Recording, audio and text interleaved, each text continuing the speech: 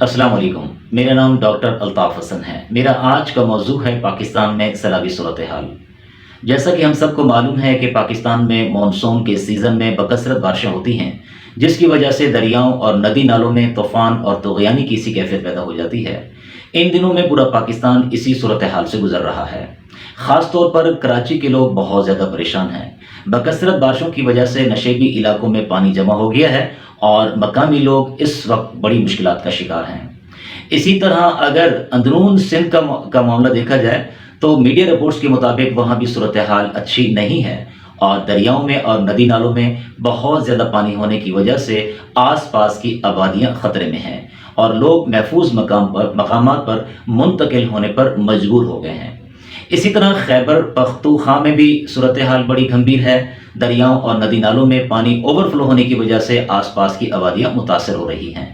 और media reports और social media की वीडियो क्लिप्स के मुताबिक जो बलूचिस्तान की सूरत हाल सामने आ रही है वो इंतहाई ख़तरनाक है और वहाँ पर सूरत हाल ये है कि नदी नालों में पानी इस कदर ज़्यादा आ चुका है कि नदी नालों से पानी बाहर निकलकर आसपास की आबादियों में दाखिल हो चुका है। बहुत सी बस्तियां और आबादियां ज़ेर आब आ चुकी हैं और लोग अपने घरों से निकलकर महफूज मकामात पर मुंतकिल हो गए हैं और खुले आसमान के नीचे लोगों की इमदाद का इंतज़ार कर रहे हैं। लोगों के जानवर मर चुके हैं, बहुत सारी फसलें ज़ेर आब आ चुकी हैं, लोगों की मईशत तबाह होकर रह गई है। और इसी तरह अगर हम पंजाब की सूरत हाल देखें तो ख़ास तौर पर दरियाए चनाब का नवाही इलाका वो भी बहुत ज़्यादा ख़तरनाक सूरत हाल से गुज़र रहा है। वहाँ पर भी दरियाओं में और नदी नालों में पानी बहुत ज़्यादा होने की वजह से आसपास के इलाके ज़ेर आब आ चुके हैं और वहाँ पर आबादियाँ मुतासर हो चुकी हैं, लोगों के जानवर मर चुके हैं और फसलें ज़ेर आब आ चुकी हैं। और ऐसी ऐसी रिपोर्ट्स आ रही हैं कि जिसको देखने के बाद दिल दहल जाता है। राजनपुर से एक शख्स ने ये बताया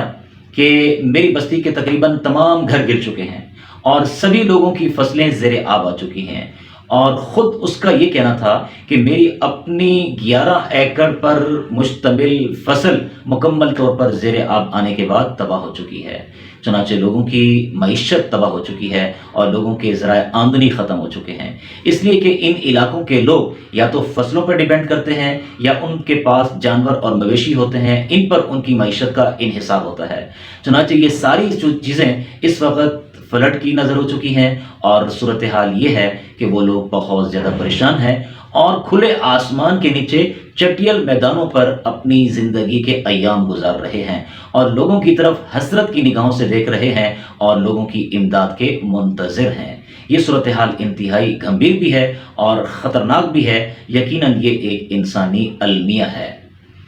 अल्लाह तबारक व तआला ने आसमान और ज़मीन को बनाया और पूरे निज़ाम को अल्लाह ने बनाया और अल्लाह के हुक्म से ये बारिशें होती हैं। कभी ज़लज़ले आते हैं, कभी आसमानी बिजली गिरती है और इसी तरह कभी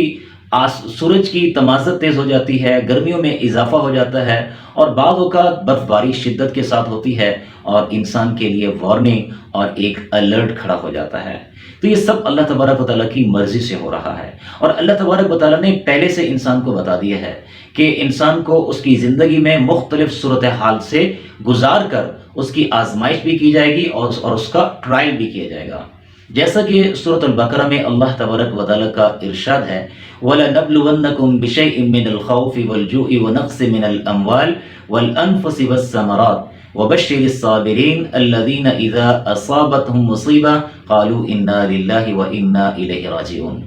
यानी इंसान को अल्लाह ने पहले से ही वार्न कर दिया है कि हम इंसान को आजमाएंगे, कभी उसकी ज़िंदगी में खौफ लाएंगे और कभी इंसान को कातसाली का शिकार कर देंगे और कभी इंसान को जानी नुकसानात से हम दो चार करेंगे। इसी तरह कभी ऐसा भी होगा कि इंसान के पास यानी फल फूल सब्जियां बागात और ये चीज़ें जो इंसान की खाने पीने की चीज़ें हैं यानी फूड क्राइसिस पैदा हो जाएगा। तो ये सारी सूरत हाल इंसान की ज़िंदगी में आएगी और इंसान को आजमाया जाएगा। साथ साथ अल्लाह तबारक व तआला ने ये भी बता दिया कि इससे निकलने का तरीक़ाकार क्या है। اللہ نے یوں فرمایا وَبَشِّرِ الصَّابِرِينَ الَّذِينَ إِذَا أَصَابَتْهُمْ مُصِيبَةٌ قَالُوا إِنَّا لِلَّهِ وَإِنَّا إِلَيْهِ رَاجِعُونَ۔ پہلی بات تو یہ ہے کہ اس صورتحال میں انسان اللہ کی طرف رجوع کرے، اپنے اعمال پر نظر ثانی کرے اور اللہ کی طرف اپنا رخ کرے اور بہترین مینجمنٹ کے ساتھ صبر اور استقامت کے ساتھ کھڑا ہو جائے۔ اگر اس طرح انسان طرز عمل اختیار کرے گا تو یقیناً اس طرح کی کرائسس سے وہ باہر نکلنے میں کامیاب ہو جائے گا۔ چنانچہ لوگ اپنی مدد آپ کے تحت اس پوری صورتحال سے نمٹنے کی بھرپور کوشش کر رہے ہیں، اور دوسری طرف حکومت وقت اپنے ممکنہ ذرائع کے لحاظ سے اپنے ممکنہ ذرائع کے مطابق عوام الناس کی خدمت کرنے اور ان کو امدادی سرگرمیاں یعنی ان تک پہنچانے کے لیے اپنی خدمات فراہم کر رہی ہے۔ لیکن اس موقع پر میں یہ کہنا چاہوں گا کہ سب سے بڑی ذمہ داری اس وقت ان لوگوں کی ہے جو اس وقت سیلاب زدہ علاقوں کے مقامی لوگ ہیں اور وہ صاحب ثروت ہیں اور ان کے پاس ذرائع اور ریسورسز موجود ہیں۔ چنانچہ ان کے کندھوں پر بہت بڑی ذمہ داری اس وقت آ چکی ہے۔ ان کو چاہیے کہ وہ کھلے دل کے ساتھ آگے بڑھیں اور اپنے ریسورسز کا منہ کھولیں اور اپنے ہاتھوں کو کشادہ کریں، اور ان لوگوں کی جو اس وقت سیلاب زدہ ہیں اور سیلاب کی وجہ سے ان کے گھر منہدم ہو چکے ہیں، ان کے جانور مر چکے ہیں اور ان کی فصلیں زیر آب آ چکی ہیں اور وہ مکمل طور پر تباہ حال ہیں اور وہ کھلے آسمان کے نیچے بیٹھے ان کی امداد کے منتظر ہیں، لہٰذا یہ صاحب ثروت لوگ خود آگے بڑھیں اور اپنی امداد ان کو پیش کریں۔